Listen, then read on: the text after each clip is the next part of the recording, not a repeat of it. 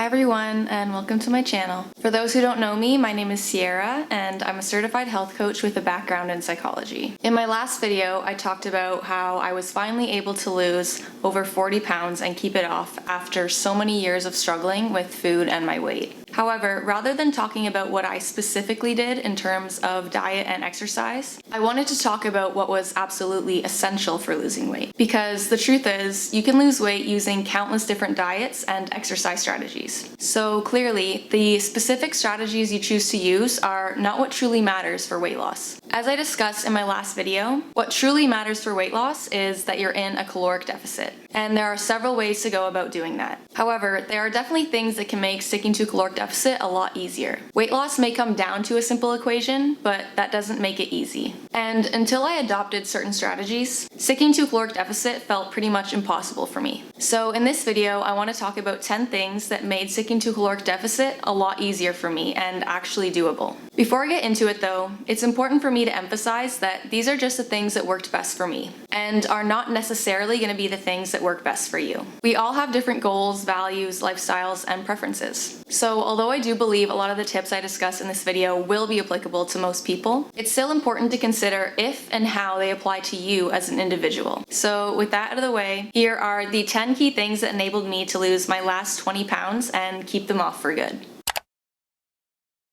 So the first thing I did was I tracked my calories. This is something I've been doing ever since I lost weight over 10 years ago, and it's a habit that's always stuck with me. We already know that the key to losing weight is being in a caloric deficit. And so although this doesn't necessarily mean you need to track your calories, because like I've mentioned before, you can be in a caloric deficit without even knowing it, tracking your calories is the easiest way to ensure you'll be in a caloric deficit, and therefore ensure you'll lose weight. It may take you a couple of tries to figure out the right calorie intake for you and become accurate with your tracking. But once you do, as long as you stick to those calories, you can pretty much be guaranteed to lose weight. Now, I know a lot of people view calorie counting as obsessive, unnecessary, or pretty much just hate the idea of tracking their calories. And those are all fair criticisms to have. Counting calories can definitely become obsessive for some people, and it's definitely not necessary for everyone. But if your primary goal is to lose weight, and especially if it's something you've been struggling with for a long time, I think it just makes the most sense to be aware of your calorie intake. Rather than just trying a bunch of different diets and hoping something ends up working, wouldn't you rather just know what you're doing is gonna work?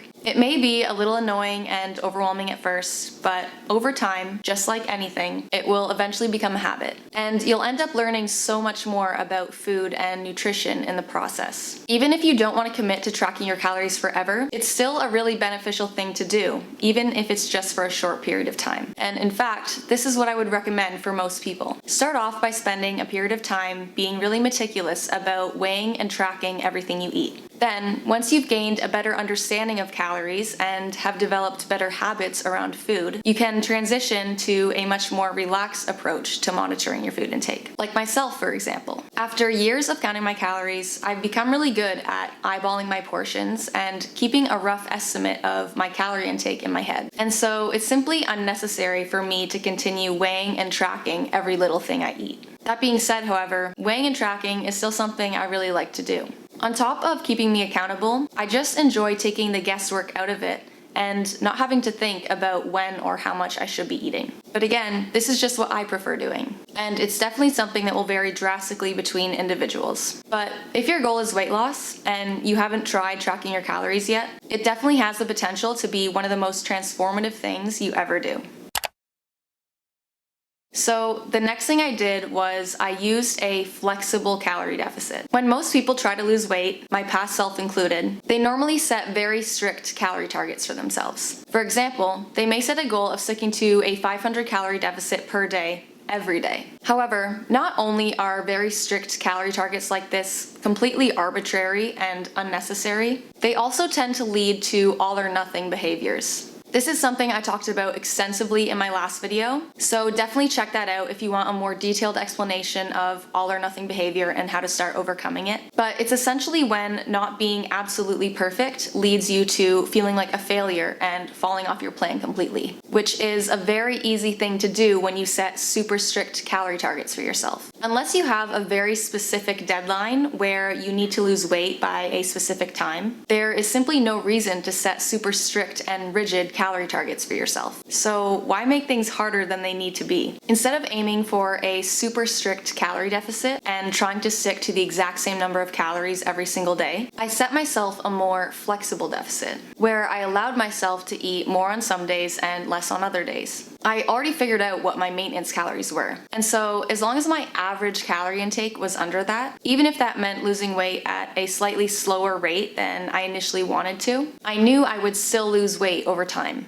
Not only was this approach way more enjoyable and sustainable, since I could adjust my calorie intake to fit around my lifestyle, it also enabled me to eat more on some days without it leading to me feeling like a failure or falling into all or nothing tendencies. So ultimately, what I would recommend is to first figure out your maintenance calorie intake, or in other words, the calories you would need to maintain your current body weight, and then set yourself a broad calorie range that's under that. As long as you're in that range, on average, over time, which means you can even eat outside of that range some days, you will lose weight over time.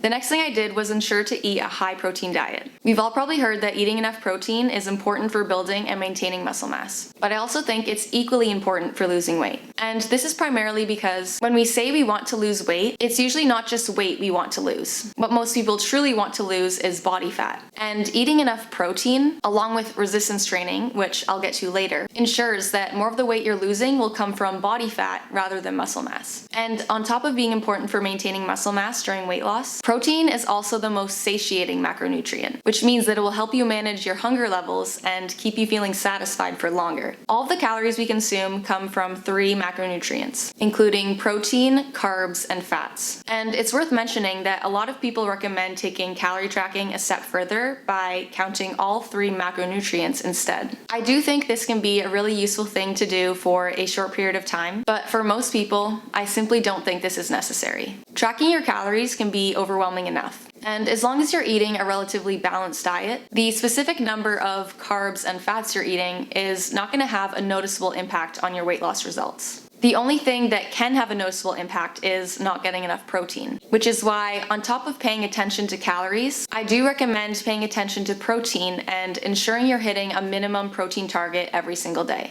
Most people can easily achieve this by simply ensuring to eat a small portion of protein at every single meal or snack they eat. But if you want a more specific number, a good target to aim for is to consume around 0.8 to 1 gram of protein per pound of your goal body weight per day. The next thing I did was intermittent fasting. Now, if you haven't heard of intermittent fasting already, it essentially refers to any meal timing schedule that alternates between distinct periods of eating and fasting. There are several different ways to practice intermittent fasting, but one of the most common ways is to simply limit the amount of time you allow yourself to eat during the day. For example, rather than allowing yourself to eat all the way from the time you wake up to the time you go to bed, you may only allow yourself to eat from noon to dinner time every day. Intermittent fasting has become super trendy over the last few years, but unlike a lot of people claim, there is nothing inherently special about intermittent fasting from a weight loss or fat burning perspective. For a lot of people, including myself, it just makes sticking to a caloric deficit a lot easier. Put simply, it's just easier to eat less and control what you're eating when you aren't eating as frequently throughout the day. Since you don't have as much time to eat, you usually end up having less meals. But what this also means is that your meals can be a lot bigger. Just think about it. If you're eating the same number of calories in less meals, those meals are going to have to be a lot higher in calories. And as someone with a history of overeating, I have always gravitated towards larger meals. I really enjoy that full feeling, and I find it challenging to stop eating unless I feel completely satisfied. In fact, it's actually easier for me to just not eat anything at all than to have a tiny portion of something, since this just makes me want to eat more of it.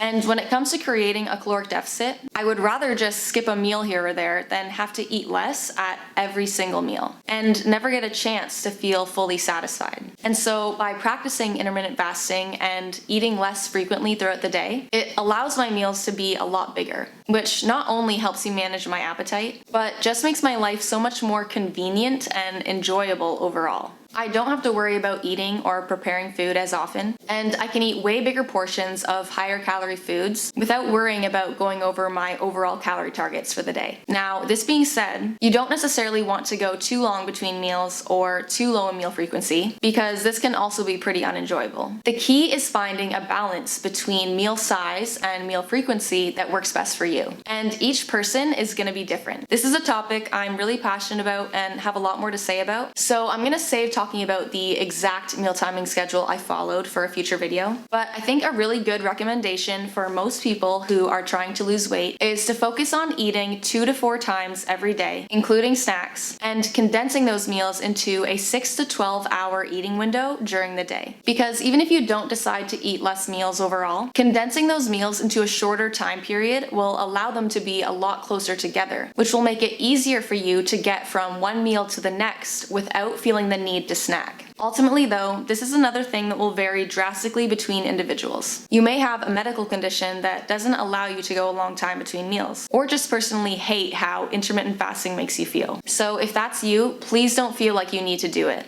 As I'll state again and again, multiple different weight loss approaches can work. So the key is finding the approach that works best for you, your goals, your schedule, and your preferences. Not just doing something because it's trendy or because it's what someone else said worked best for them. The next thing I did was focus on foods that are low in caloric density. This is by far one of the most important tips when it comes to weight loss, especially for big eaters like me. Essentially what I'm referring to when I say foods low in caloric density are foods that provide a lot of bulk and volume for very little calories. We've already established that as long as you're in a caloric deficit, you will lose weight, regardless of the specific foods you choose to eat. But some foods are simply a lot more calorie friendly than others. For example, while a 100-gram portion of strawberries has roughly 30 calories, the same portion of your generic chocolate bar has roughly 500 calories. Same portion size in terms of weight, but roughly 17 times the amount of calories. That means you could eat 17 times as many strawberries as chocolate for the same number of calories. And most importantly, end up feeling a lot more satisfied on less calories because of it. Hunger is probably the #1 reason people can't stick to a caloric deficit. And so if you're trying to create a caloric deficit and are still eating foods that are really high in calories, including chocolate and other highly processed foods, it's just going to make things way more challenging. Your portions are going to have to be a lot smaller, and you're likely going to feel hungry a lot of the time. Don't get me wrong, you definitely don't need to cut out higher calorie foods entirely, because every single food can be part of a balanced diet if consumed in moderation. But when you only have a limited amount of calories to work with, the main goal should be to make the most out of those calories. You want to focus on foods that will provide you with the most amount of bulk and volume for the least amount of calories, which will enable you to stay full, avoid overeating, and consume really large portions of food while still losing weight. And this is actually the main reason why eating healthy foods helps people with weight loss. Not because healthy foods are inherently fat burning or anything like that, but because they are usually a lot lower in calories. Whole, unprocessed foods, such as fruits and vegetables, are naturally high in water and fiber content, which both serve to add bulk and volume without adding calories. And on the other hand, this also explains why simply eating healthy doesn't guarantee weight loss. There are a lot of healthy foods that are still really high in calories, such as nuts and seeds, fatty fish, certain fruits and starches, etc. So if you think you're eating really healthy but still aren't losing weight, that's the reason why. Put simply, not all healthy foods are low in calories, and not all low-calorie foods are healthy. And while obviously it's still important to eat healthy and focus on food quality, food quantity is much more important when it comes to weight loss. Now, with all that being said, creating lower calorie meals and recipes is going to be one of the main focuses on my channel. At this point, I pretty much feel like I've mastered the art of low calorie cooking and baking. And I really enjoy creating weight loss friendly versions of my favorite foods. And so if that's something you're interested in, definitely hit the subscribe button and stay tuned for my future videos.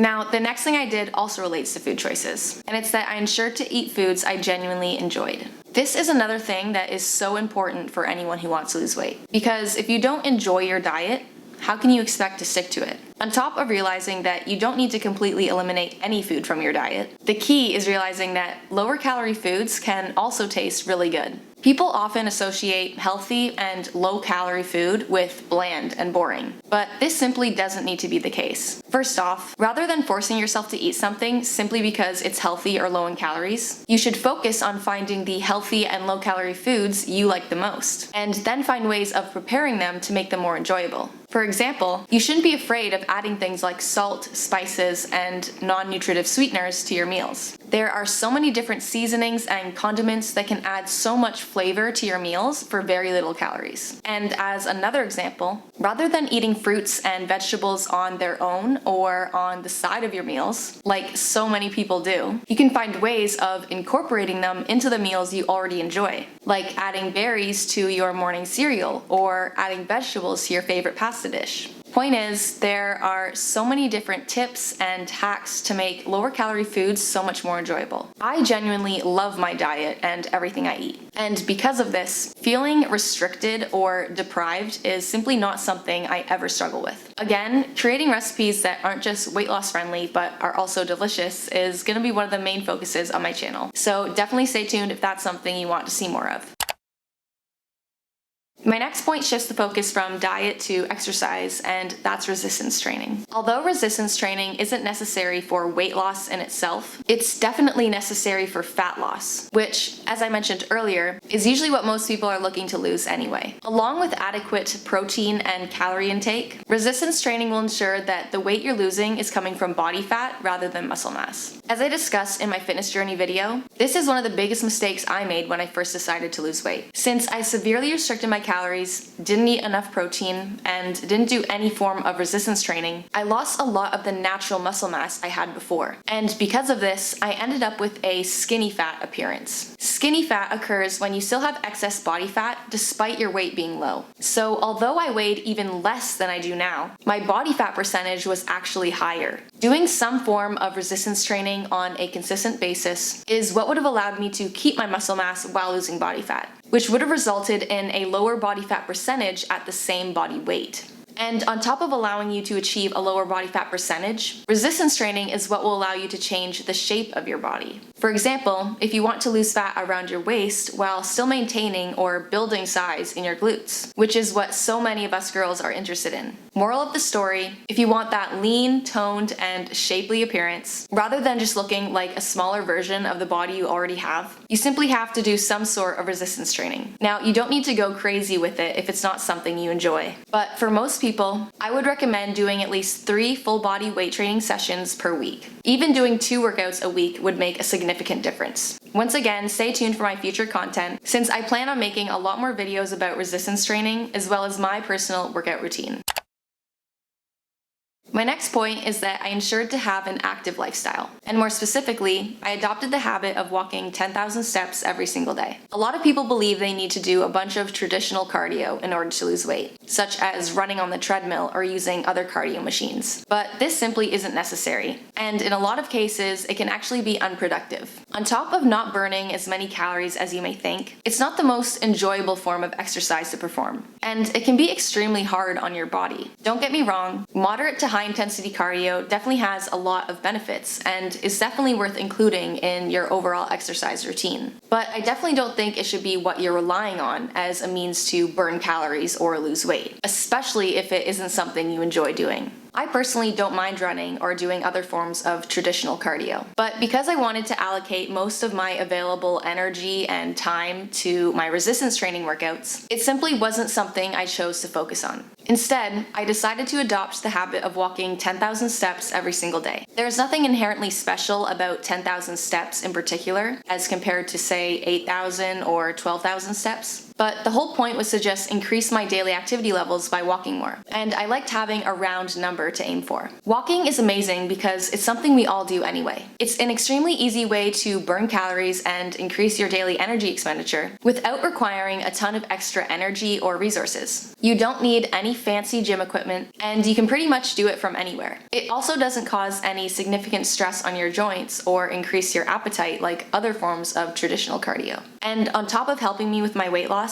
it also really helped me relax and reduce my daily stress levels. Like I said, there's nothing inherently special about the 10,000 step per day recommendation, and getting that many steps on a consistent basis may not be feasible for everyone. So you definitely don't need to start off by getting 10,000 steps every single day. But if your goal is weight loss, and especially if you're just starting out, the first thing I would recommend in terms of exercise is to increase your daily step count. Buy a cheap fitness tracker or simply use the built-in step counter on your phone and look at how many steps you're taking on an average basis. Whatever that number is, just focus on getting a little bit more than that. And over time, if you need to, you can increase that step target until you find a goal that works best for you and your lifestyle.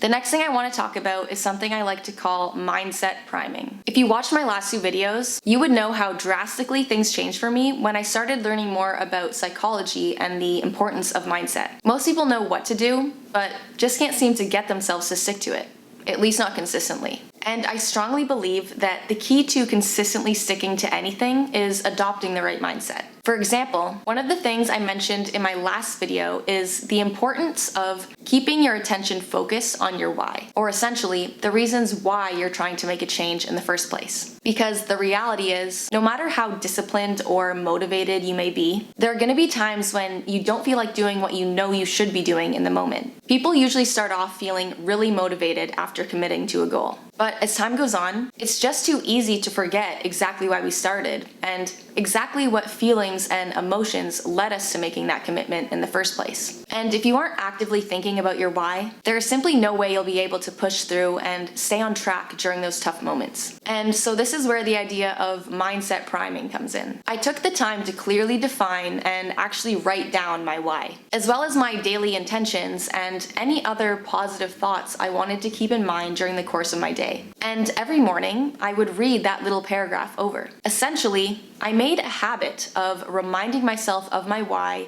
and the mindset I wanted to have every single day. And by doing this, I ensured that my why was at the forefront of my mind at all times. So if I was ever tempted to go off plan, whether that be to eat more than planned, to skip my workout, or whatever else, the first thing I thought of wasn't how good it would feel to give in to that urge or craving, but how good it would feel to push through that craving and become that much closer to achieving my goals. So lastly, on top of tracking things like weight and calories, I also started tracking certain habits. And specifically, I started tracking my habit of binge eating. As I discussed in my fitness journey video, I struggled with binge eating for over 4 years of my life. And as one can imagine, this was one of the biggest barriers preventing me from being able to achieve my health and fitness goals. I knew there was simply no way I would be able to lose weight and keep it off if I didn't overcome my issues with binge eating. And so before I even attempted weight loss, my primary goal was to completely overcome this habit. Now, it's really important for me to stress that there were several changes I needed to make and things I needed to learn in order for me to overcome my issues with binge eating. Binge eating and overeating in general is a very complex issue, and it's also something I plan on talking a lot more extensively about in the future. But for now, what I can say is that one of the most critical components of my recovery from binge eating was actually tracking my binge eating behavior. Specifically, every day I was able to go without binge eating, I would check that habit off in my habit tracker. Not only did I get a little bit of positive reinforcement every single time I was able to check off that habit, over time, I started building up a streak. And this is when things really started to take a turn for me. As the number of days I went without binge eating became higher and higher, and the higher that streak became, the more I had to lose if I ever decided to break it. Just think about it. You may not necessarily see one binge as a big deal in the grand scheme of things. And so it's really easy to justify one last binge in the heat of the moment, even if you find yourself using this excuse over and over again. But what would be a big deal is if I broke my streak. I've been completely binge-free for well over 1,000 days now. So imagine, even if I really wanted to binge, the fact that I've invested so much of my pride and identity into the fact that I don't binge eat anymore prevents me from even considering it to be an option. Why would I break a 1,000-day streak, a streak that means so much to me, just for a few moments of pleasure? Once your streak becomes high enough, it starts to become part of your identity, which is one of the most important components when it comes to long-term behavior change. And this method doesn't just apply to binge eating. You can essentially do this with any habit. But the best habits to do this with are the ones you can see yourself sticking to every single day. Because this is what will enable you to build up a streak. Maybe you want to form the habit of getting a certain number of steps every day, or working out for a certain number of minutes every day. It could be something as simple as making your bed every morning, or something as meaningful as overcoming an addiction. The key is simply to start tracking the habit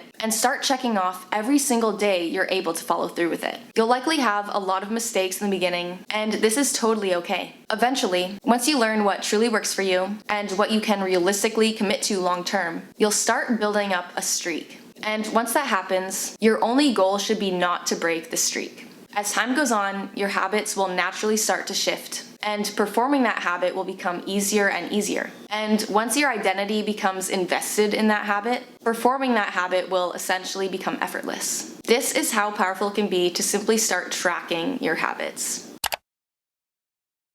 That concludes the 10 things that enabled me to lose my last 20 pounds and keep them off for good. Like I said earlier, however, these are just the things that worked best for me, and are not necessarily going to be the things that work best for you. We all have different goals, values, lifestyles, and preferences, and so it's important to consider if and how these things apply to you as an individual. That being said, if you don't have a lot of knowledge or experience in terms of nutrition, exercise, and psychology, it can be really hard to figure out exactly what approach may be best for you. It took me a really long time to figure out what worked best for me, and you might be in a similar position. So if that's you, and you feel like you could possibly benefit from receiving some extra help with figuring out a weight loss plan that will work for you, that is exactly what my health coaching services are here for. Not only can I help you lose weight and achieve the lifestyle you've always wanted, I can also provide you with the knowledge, skills, and resources you need in order to sustain those results for the rest of your life. So if this sounds like something you're interested in, please don't hesitate to shoot me an email or reach out to me on Instagram.